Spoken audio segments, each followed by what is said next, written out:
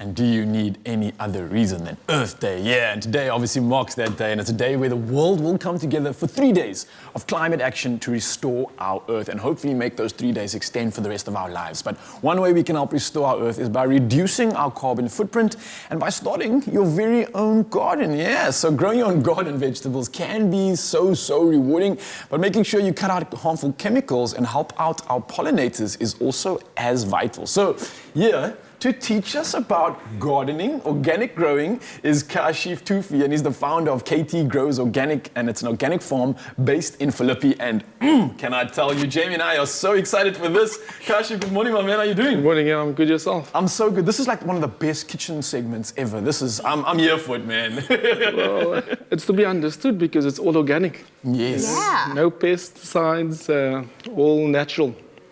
I love that. You're going to be obviously teaching us how to grow our own organic farm or organic garden this morning. But maybe you can tell us a bit about your story and what got you into this. So, COVID came, which is last year. Bored out of my mind, nothing to do. I'm in the construction industry. I'm one of the members of KT Constructs. And a friend of mine actually told me that I should consider just planting some seedlings, seeing that I'm so bored.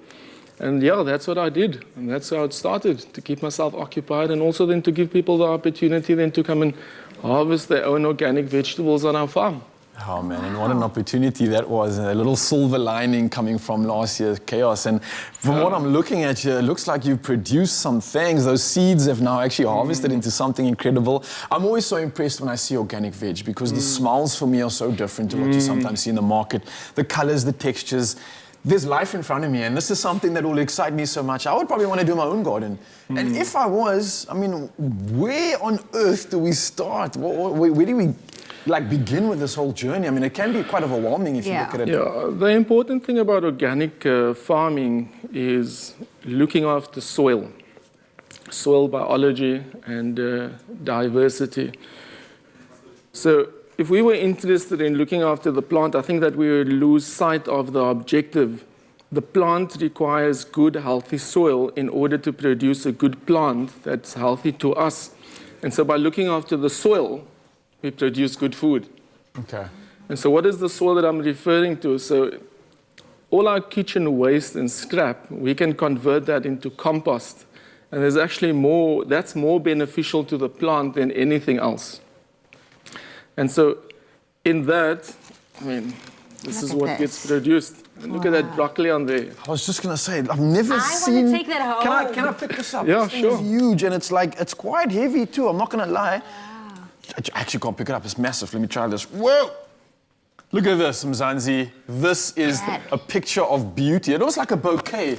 Jamie, do you take this green rose? Yes, this is probably Nature Gold's dream. This would be my proposal bouquet for sure. This is how he's going to propose. However, I'm not going to allow you to do that because I've grown it. You're going to have to grow your own. I'm going to have to do it myself. So, I mean, take me through some of the processes when it comes to, obviously you mentioned soil, which is the food when it comes to these beautiful babies over here. But how do we then make sure that that soil remains healthy, remains, well, good food for the food that we eventually would want to eat? So how do we make sure that the plants are getting all that nutrition that it's going to get it to that organic beauty that we have over here?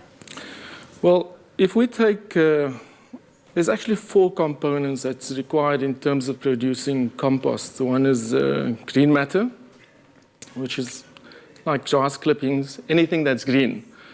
Brown matter, which is your carbon. The green matter is the nitrogen, is your carbon. Carbon is anything which is brown, like your leaves, cardboard, shredded paper. And if you combine those two together in a simple form, like 50% in terms of volume, you add water and air, oxygen. If you turn that and water regularly, you're going to be producing compost over time. And then we plant in that. It's really as simple as that. I think, Kaashif, you're playing it down because you're making it sound so super simple. It is super simple. Okay. And so when we look at things as being complicated, it deters us as people to actually engage in it because before even doing it, we've already failed. Yeah. But if we simplify things, and honestly, it is simple. I wanted to ask you, because you mentioned the water obviously plays a huge important role to growing your garden. Is there a certain technique, a slow technique that you have to introduce in order to make it better? Once you've produced the compost, all the minerals and vitamins are in the compost. And so we plant directly in compost. And so all the food for the plant sits in there, and the plant absorbs or draws the food from the compost. Importantly is that also that the compost gets covered with mulch. And so mulch is also water retention. It keeps weeds down. There's less competition for the plants. And then just water regularly and just watch your plants like you would look in the mirror and look at yourself. Look at the plants and see what they're doing.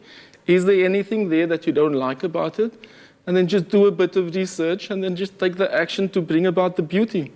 I like that. You know, bearing in mind that we want to keep it organic. Yeah. Because it's all about protecting the environment, protecting the earth, protecting the world, and creating a world that's actually sustainable and everlasting, not just for us, but for the offspring to come.